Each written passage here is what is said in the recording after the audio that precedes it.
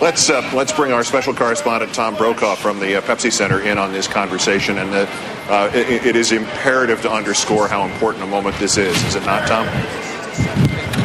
It really is, Keith. I just ran into a woman I know outside, Ann Fudge, who is a very prominent African-American executive, and she just had a brief emotional meltdown saying, my God, can you believe that this is happening?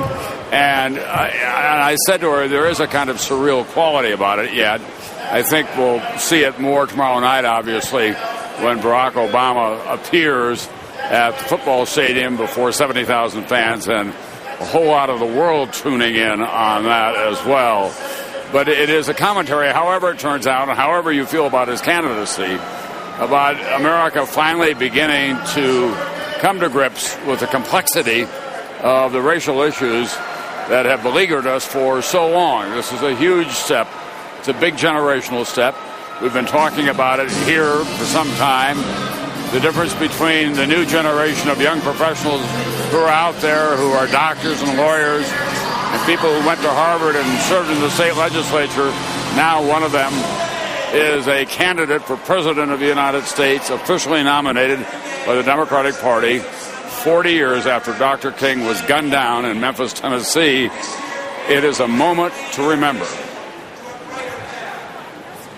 And the senator from Minnesota, Amy Klobuchar, made a great reference. Obviously, it is wonderful to be joining this historically with Martin Luther King's speech, but it's also terrific that she brought in Hubert Humphrey's name and the fact that 60 years ago, when he spoke out for what now looks like just the base minimum of civil rights in this country, set off almost an apocalypse in American politics.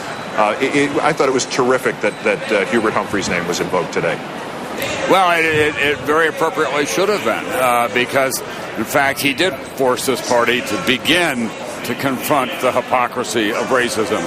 And as you know, when Lyndon Johnson signed the Civil Rights Act, it was widely reported he said, there goes the South. But at the same time, he thought the Voting Rights Act would raise the population of African Americans who would now be able to go to the polls.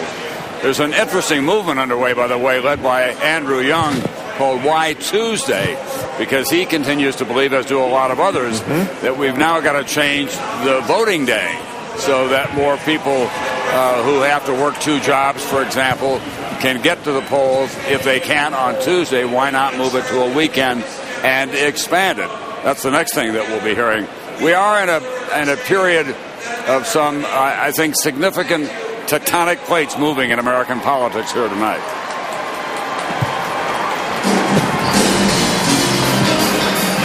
Tom, when you look at the delegations out there, can you see November? Can you see where it's headed?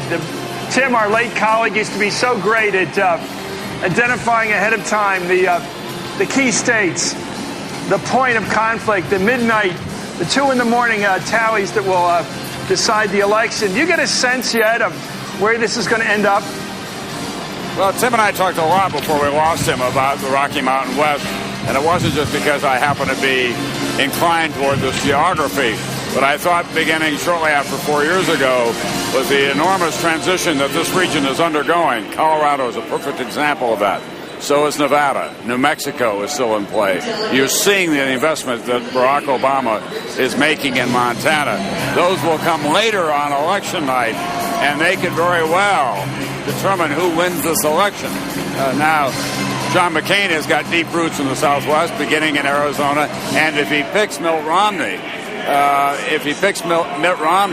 Mitt Romney, who obviously has a very strong ties to Utah, but can appeal to those conservative social values of the West as well, I think that this region is going to be in play as it has not been in my lifetime, Chris.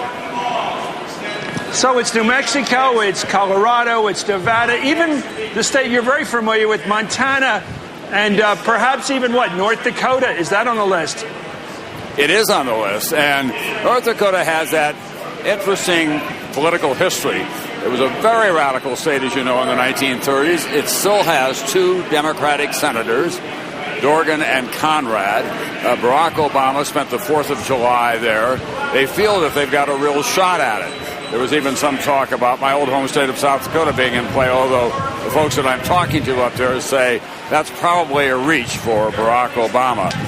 Senator McCain, curiously enough, does not have any offices of any significance, I'm told, in Montana. And the Republican Party in Montana is in, if not in shambles, it's in kind of disheveled shape. So I think Barack Obama probably has an opportunity to go there. We have to say all this with the conditioning that we've got a long way to go. We're now, of course, in the heat of the moment at the Democratic Convention.